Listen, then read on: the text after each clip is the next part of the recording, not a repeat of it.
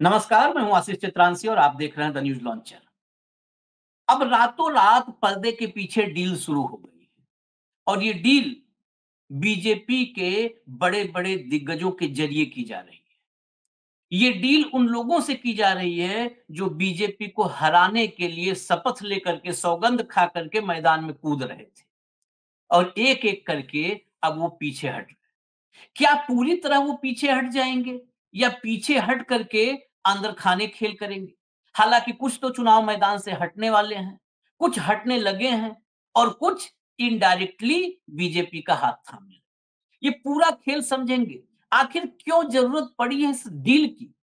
और अगर ये डील हो रही है तो ये क्या नैरेटिव सेट कर रही है? क्या बीजेपी की हार की आशंकाओं पर मुहर लगा रही है?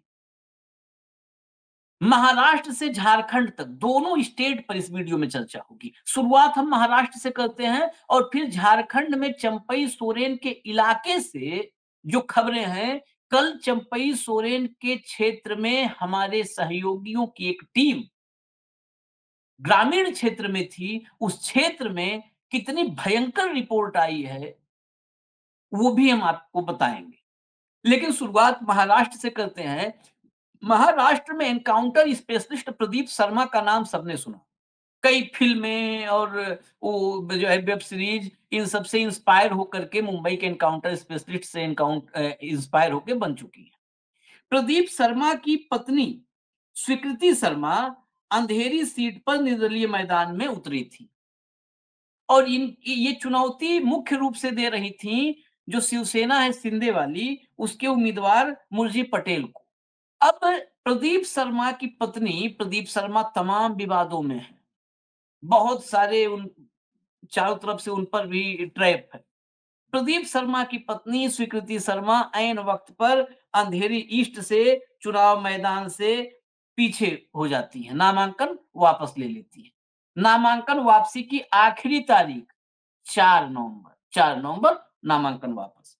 दूसरे नाम पर आते हैं। दूसरा नाम हमने आपको वीडियो में बताया भी था, गोपाल शेट्टी, पूर्व सांसद हैं भाजपा के। इन्होंने बड़ा झंडा उठाया था कि बाहरियों को जो है मैदान में उतारना ये भाजपा कार्यकर्ताओं का अपमान है, नहीं बर्दाश्त होगा, मैं कार्यकर्ताओं के कहने पे चुनाव लड़ रहा हूँ। अब देखिए गोपाल शेट्टी जो कार्यकर्ताओं के कहने पर चुनाव लड़ रहे थे, कार्यकर्ताओं के सम्मान के लिए, अब उनको कार्यकर्ताओं के सम्मान की रत्ती भर फिक्र नहीं है। अब कार्यकर्ता अपमानित हो चाहे जो हो। गोपाल शेट्टी चुनाव मैदान में बोरीवली से उतरे थे। बोरीवली से इन्होंने नामांकन भर दिया था। इन्होंने उम्मीदवारी वापस लेने का ऐलान कर दिया है गोपाल शेट्टी ने। ये जो है पार्टी के भीतर गलत कामकाज का विरोध करने वाले थे, कर रहे थे। विनोद तावड़े विनोद तावड़े ने इनसे मुलाकात की और विनोद तावड़े की मुलाकात के बाद खेल हो गया। मैं कहा रातों रात ये 4 तारीख आखिरी थी नामांकन वापसी की, रातों रात डील हुई है और इस डील में बीजेपी के सारे दिग्गजों ने हाथ डाला है। अब आपको आते हैं तीसरा नाम जो सबसे महत्वपूर्ण है, जिस पर चर्चा पूरे महाराष्ट्र में है और पूरे महाराष्ट्र में बताया जा रहा है कि चुनाव की दिशा तय करेंगे। मनोज जरांगे पाटिल। मनोज जरांगे पाटिल को लेकर के निजी तौर पर मुझसे कई लोगों ने कहा था कि मनोज जरांगे पाटिल आखिर में जाकर के ये भी बी टीम ही साबित होंगी। बहुत सारी बी टीम, सी टीम घूम रही, ये भी साबित होंगी। ये जितना गुब्बारा फुला रहे हैं, आखिर में हवा ऐसे निकलेगी कि गुब्बारा गायब हो जाएगा। इन्होंने ऐलान किया कि महायुति के कई उम्मीदवारों के खिलाफ मैं चुनाव प्रचार करूंगा। ये इन्होंने पहले खुल के ऐलान किया था। मराठा आरक्षण पर पिछले 2 साल से सिवाय धोखा के कुछ भी नहीं मिला है जरांगे पाटिल को। और मैं महाराष्ट्र जा करके कुछ हिस्सों में देखा था, वहां पर जरांगे पाटिल के पीछे मराठी मजबूती से खड़े हो गए कि चलो हमारे लिए लड़ने के लिए खड़ा हो गया है जरांगे। जरांगे ने ऐलान कर दिया महायुति के उम्मीदवारों के खिलाफ मैं करूंगा चुनाव प्रचार। अब जब बिल्कुल ऐन वक्त आया तो ऐसा क्या हुआ, इसका जवाब तो देना चाहिए जरांगे पाटिल को। चुनाव का वक्त है, आंदोलनों के साथ खरीद फरोख्त इस देश के इतिहास में है। किसान आंदोलन बिका, राकेश टिकैत पर सवाल उठे थे। महिला पहलवानों का आंदोलन जो है बिक गया, बर्बाद हो गया। साक्षी मलिक ने अपनी किताब में लिखा है विटनेस में, और टिकैत बंधुओं पर संदेह जताया। तो इस देश में आंदोलन, केजरीवाल का वो जो भ्रष्टाचार विरोधी आंदोलन, अन्ना का आंदोलन था, उस आंदोलन की परिणति क्या हुई? इस देश में आंदोलन अंजाम तक नहीं पहुंचते हैं, बिक जाते हैं, सौदेबाजी हो जाती है, इस्तेमाल हो जाता है और कुछ नहीं होता। क्या यही परिणति, यही अंजाम मनोज जरांगे पाटिल के मराठा आंदोलन का हुआ? मनोज जरांगे पाटिल को ये बताना चाहिए ऐन वक्त पर क्यों ऐलान कर दिया उन्होंने कि अब वो जो है, देखिए साफ-साफ लिखा है कि आप पुराने फैसले को वापस ले लिया है, महाराष्ट्र विधानसभा चुनाव में किसी उम्मीदवार या पार्टी का समर्थन नहीं करेंगे और अपने समर्थकों से उम्मीदवारी वापस लेने के लिए बोल दिया है। उनके कई समर्थकों ने कई विधानसभाओं में नामांकन किया था और कहा था जरांगे ने कि हम अपने प्रत्याशी उतारेंगे। उनका भी नामांकन वापस करवाया। महायुति के उम्मीदवारों के खिलाफ चुनाव प्रचार का फैसला भी वापस ले लिया। उन्होंने जो कहा है, कोट अनकोट बता दूं स्टेटमेंट जरांगे पाटिल का, मैं महाराष्ट्र विधानसभा चुनाव में किसी भी उम्मीदवार या पार्टी का समर्थन नहीं करूंगा। मैं अपने समर्थकों से नाम वापस लेने का अनुरोध करता हूं। काफी विचार विमर्श के बाद मैंने राज्य में कोई भी उम्मीदवार नहीं उतारने का फैसला किया है। मराठा समुदाय खुद तय करेगा कि किसे हराना है और किसे चुनना है। मेरा किसी भी उम्मीदवार या राजनीतिक दल से कोई संबंध या समर्थन नहीं है। मनोज जरांगे पाटिल ने क्यों ये खेल किया? सवाल है कि रात में वहां पर तो विनोद तावड़े थे, मुलाकात किया बोरीवली में। रात में किससे मीटिंग हुई, क्या बात हुई, ये साफ होना चाहिए। आपने जब कहा कि हम महायुति के उम्मीदवारों के खिलाफ चुनाव प्रचार करेंगे, आखिरी वक्त में फैसला वापस क्यों? क्या आंदोलन बिक गया? अब ये महाराष्ट्र की खरीद फरोख्त से जरा झारखंड की तरफ चलते हैं। झारखंड में एक नाम बड़ा चर्चा में आ गया है, मंडल मुर्मू। ये मंडल मुर्मू प्रस्तावक, हेमंत सोरेन मुख्यमंत्री झारखंड के प्रस्तावक, प्रस्तावक जी को देखिए, ये एकाएक चले गए निशिकांत दुबे के पास मुलाकात करने उनके घर। ये पुरानी घटना है लेकिन रिपीट कर रहा हूँ, जो ताजा घटना है उसके साथ जोड़ने के लिए बस। वहां से निकले, पुलिस ने रोका, बवाल मच गया। ये मामला निर्वाचन आयोग तक गया कि रोका क्यों, क्या पूछताछ हुई। उसके बाद से मंडल मुर्मू का अता पता नहीं था।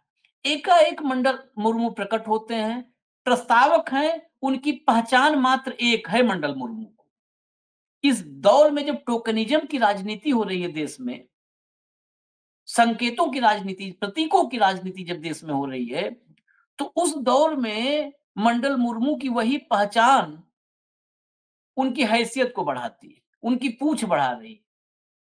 नहीं तो झारखंड के इतने दिन की राजनीति में मंडल मुर्मू को कोई पूछने वाला नहीं था।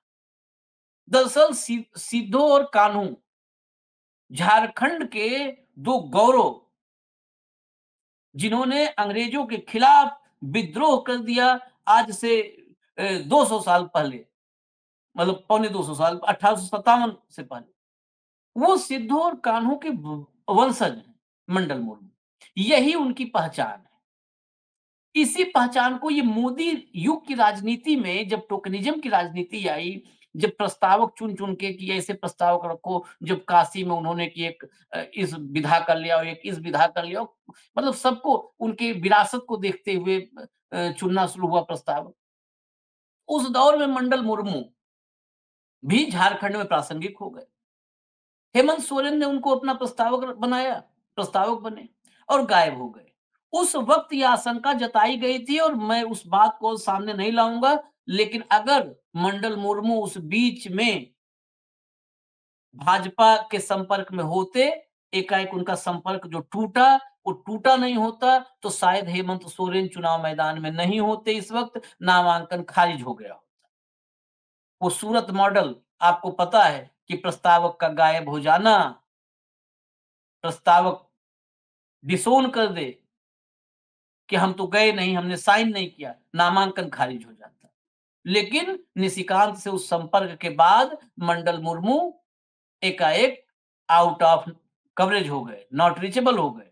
नॉट रीचेबल हो गए और जब नामांकन वापसी की तारीख और सब खत्म हो गया, तो मंडल मुर्मू फिर नेटवर्क में आए और नेटवर्क में आते ही भाजपा में शामिल हो गए। अब सवाल ये है कि मंडल मुर्मू की सियासी हैसियत क्या है? सियासी रूप से मंडल मुर्मू ने झारखंड में क्या किया है? ये सवाल खड़े होंगे। इस देश में लक्ष्मीबाई के विरासत, इस देश में तात्या टोपे की विरासत, इस देश में बहादुर शाह जफर की विरासत, इस देश में ये विरासत लेकर के सियासत में आए कोई और वो चुनाव को बदल दे, ऐसा मुझे आज के दौर में कम ही उम्मीद है। लेकिन फिर भी मंडल मुर्मू को बीजेपी में उसी टोकनिज़्म की राजनीति के लिए लाया जाना ज़रूरी था, जिसको प्रतीकों की राजनीति मोदी जी बताते हैं और जोर-शोर से प्रचारित करते हैं कि देखिए सिद्धू और कान्हू के वंशज, मैं उनके चरणों में प्रणाम करता हूँ, नमन करता हूँ, झारखंड के महापुरुष हैं, देवता हैं। वो तो हैं, लेकिन जिसे आप ला रहे हो उनका क्या है? उन्होंने झारखंड में क्या किया? झारखंड में समाज में संस्कृति के लिए, अ, झारखंड के क्षेत्र के लिए, झारखंड के विकास के लिए, झारखंड के सियासत के लिए, किसी भी चीज़ के लिए उनका क्या योगदान है? और उससे बड़ी बात, अगर ऐसी मजबूरी भाजपा के सामने है कि वो मंडल मुर्मू मतलब एक हेमंत सोरेन के एक प्रस्तावक के लिए इतनी व्याकुल है, इतनी व्यग्र है पार्टी में लाने के लिए, इसका मतलब चंपई सोरेन को लाना व्यर्थ हो गया। चंपई सोरेन किसी भी तरह से भाजपा के मिशन में सहयोग नहीं कर पा रहे।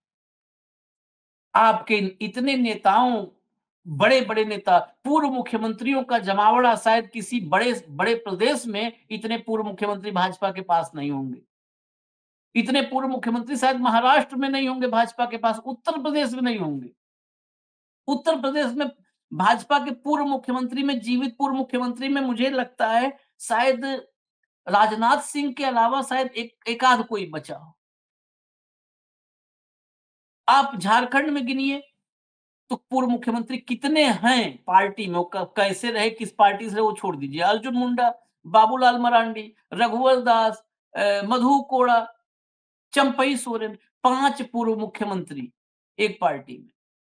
और फिर जरूरत है मंडल मुर्मू की, एक प्रस्तावक की।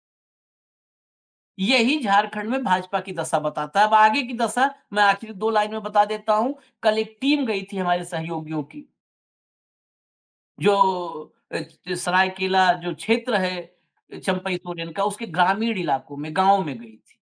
गाँव में चंपई सोरेन को लेकर इतनी भयंकर नाराज़गी है, जो वहाँ पे कहा जा रहा है, जो लोग वहाँ के होंगे, वो कनेक्ट कर लेंगे, रिलेट कर लेंगे कि ये रिपोर्ट कितनी सच्ची है। कहीं 25-25 गाड़ियों के काफ़िले से घूम रहे हैं, 25 गाड़ियों का काफ़िला चल रहा है और क्षेत्र में कुछ नहीं हुआ। यहाँ तक कि कुछ और भी बातें सामने आई हैं, उन बातों को हम अपनी जुबानी ना कह के पब्लिक की जुबानी लाएँ तो ज़्यादा बेहतर होता है कि क्या-क्या इस समय सुविधाएँ हैं। अगर चंपई सोरेन के पक्ष में वोट देना है, तो क्या-क्या सुविधा मिल सकती है। डेली की, दैनिक सुविधा है। ऐसा नहीं है कि जो है एक बार दे दिया वन टाइम खत्म। दैनिक सुविधा है, रोज़ सुविधा है। लेकिन उसके बावजूद, उस सुविधा के बावजूद ग्रामीण क्षेत्रों में इतना भयानक विरोध है, बस एक ही आखिरी चारा है, ग्राम समाज जो है, वो मतदान से करीब 1-2 दिन पहले इस पर फाइनल फैसला करेगा कि किसको मतदान करना है। फिलहाल महाराष्ट्र और झारखंड में ये जो आखिरी रात की डील के, मैंने अभी आपको सिर्फ 4-5 खबरें बताई हैं, चाहे गोपाल सेट्टी की हो, चाहे स्वीकृति शर्मा की हो, और सबसे बड़ी खबर इसमें मनोज जरांगे पाटिल, जो महाराष्ट्र की सियासत में सबसे बड़ा चेहरा माना जा रहा था, वही रातों-रात पलट गया। आखिर रातों-रात पलट क्यों गए मनोज जरांगे पाटिल? ये मराठों को भी जरांगे पाटिल से पूछना चाहिए। मुझे इजाज़त दीजिए, न्यूज़ लॉन्चर आप देखते रहिए। नमस्कार।